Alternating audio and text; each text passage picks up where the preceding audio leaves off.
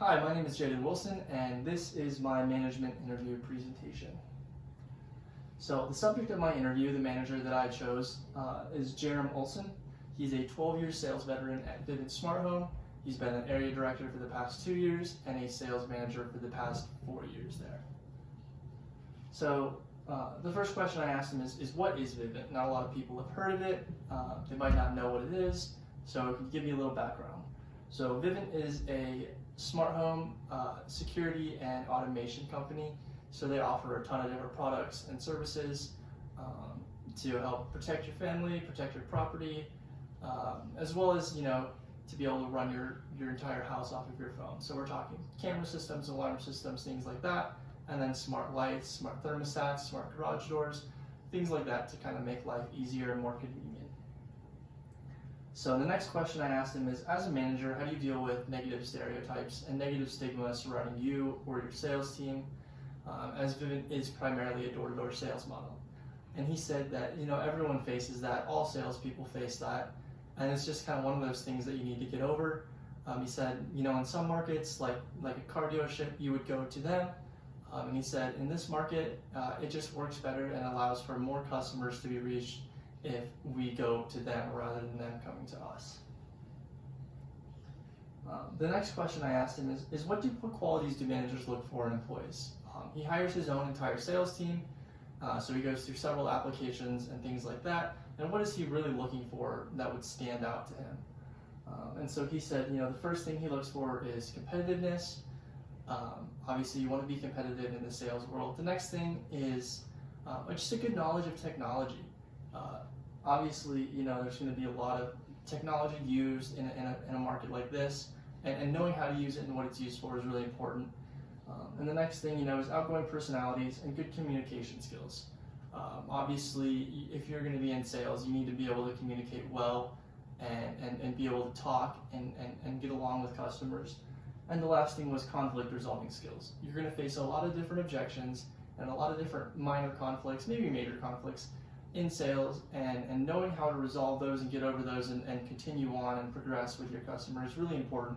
So those are really the qualities that he looks for when he's hiring. The next question I asked him is what resource and advice do you give to your sales team as their manager? What do you provide for them?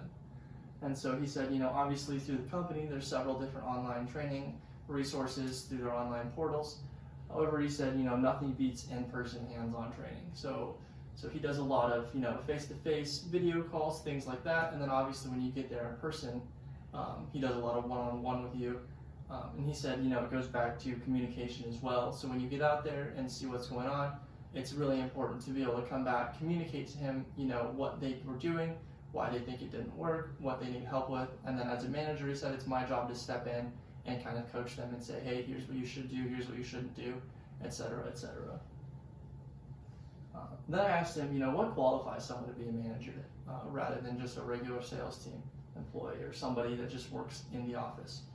And he said the first thing and the most important thing is experience.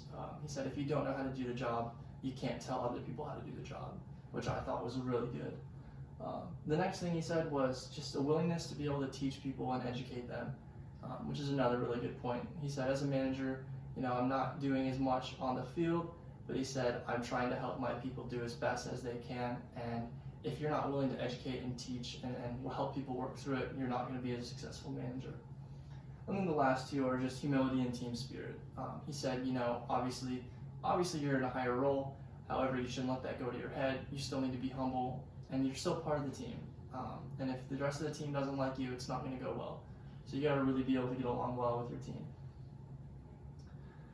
The next question I asked him is, as a manager, how do you handle moral and ethical dilemmas that you or your team might face?